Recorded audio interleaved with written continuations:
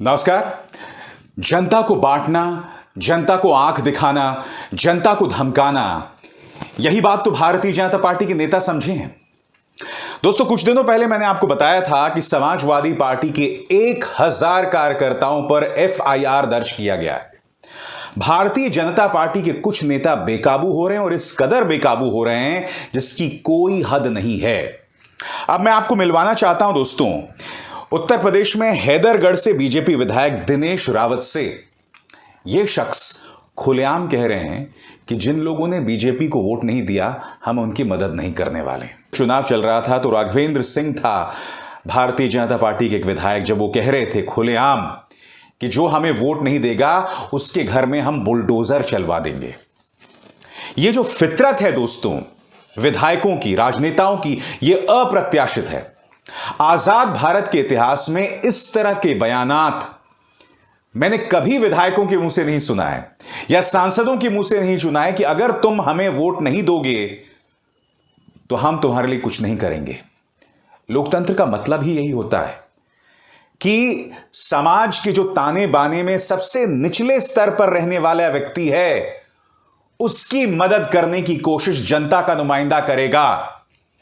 हो सकता है कि वो आदमी इतना मजबूर हो कि वो वोट देने लायक ना हो सकता है कि उसमें इतनी भी समझ ना हो कि मुझे वोट किसे देना है, और उसे जो ठेल देता होगा उसके लिए वो वोट दे देता होगा।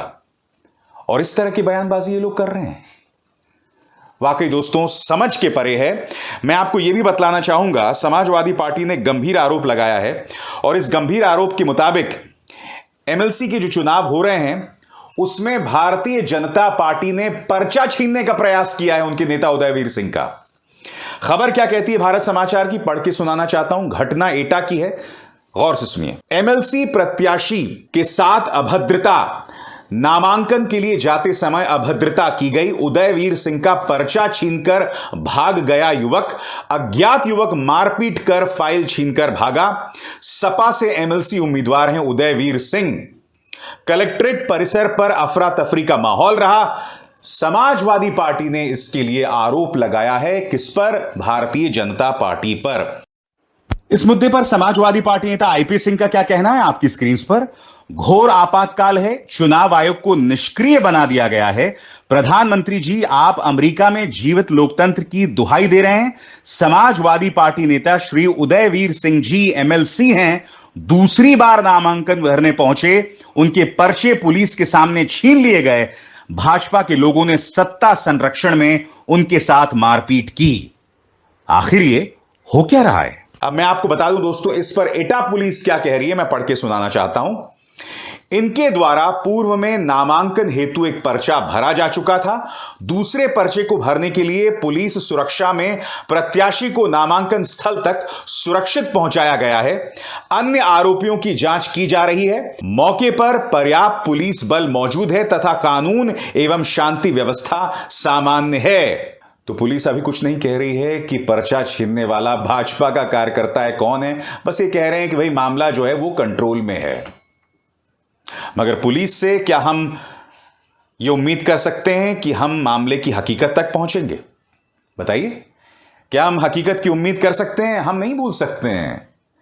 उत्तर प्रदेश के चुनावों में ही आपको याद होगा, वो कौन से मंत्री थे, उनका नाम मैं भूल रहा हूं, वो जब चुनाव प्रचार के लिए आए थे तो एक पुलिस वाले ने उनकी गाड़ी रोक के कहा था कि आपको कैबिनेट मंत्री बनने की बधाई।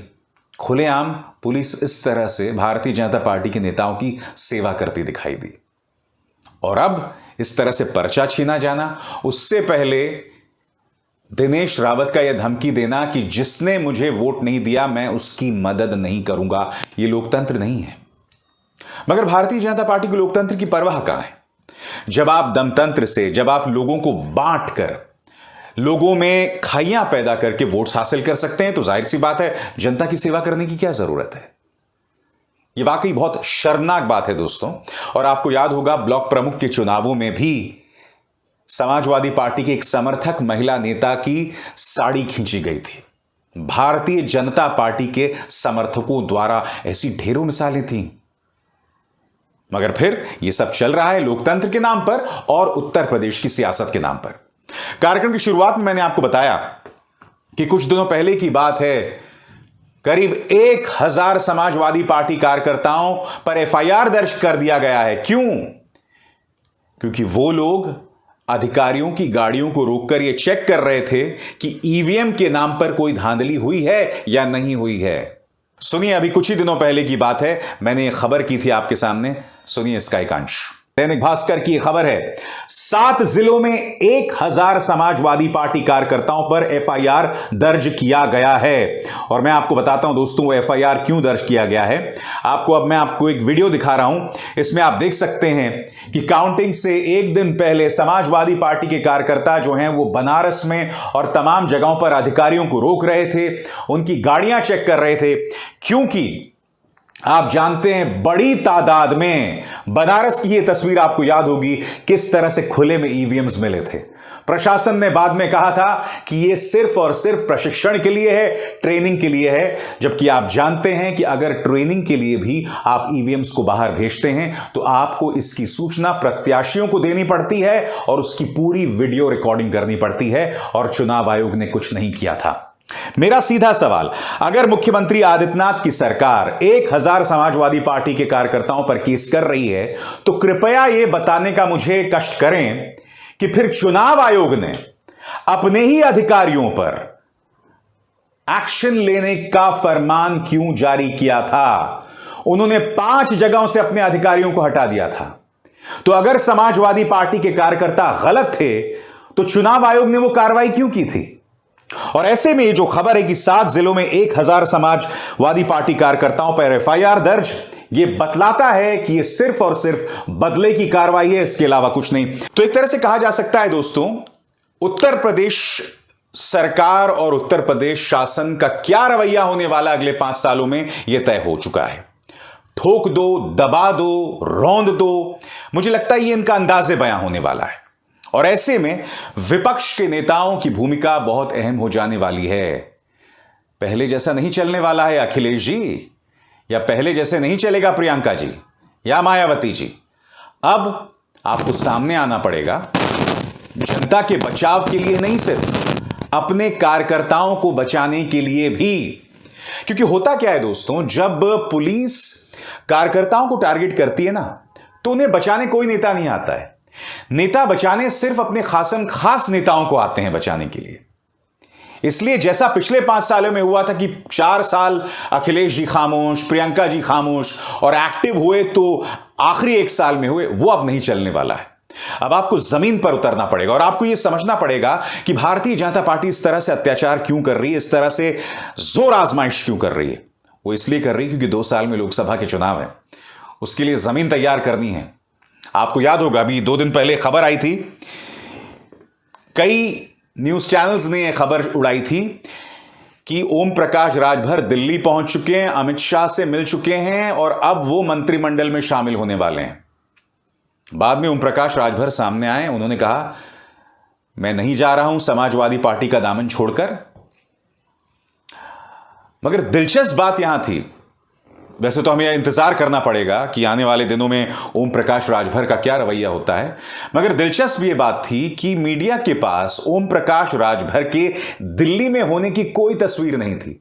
फिर भी उन्होंने ये खबर चलाई कि ओम प्रकाश राजभर जो हैं वो दिल्ली में अमित शाह से मिले। उनकी दिल्ली में मौजूद होने की कोई खबर नहीं थी।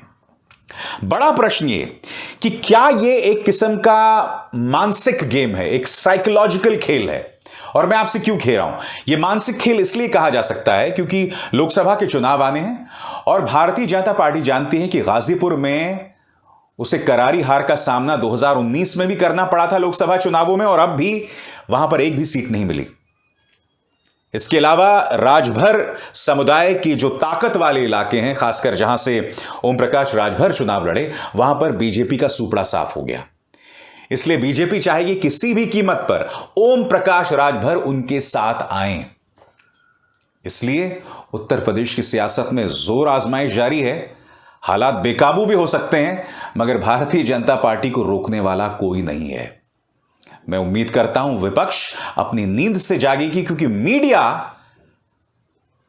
कमजोर और विपक्ष के कार्यकर्ताओं पर जब दमन होगा, उनके पक्ष में आवाज नहीं उठाने वाली है। अभिसार शर्मा को दीजिए इजाजत। नमस्कार।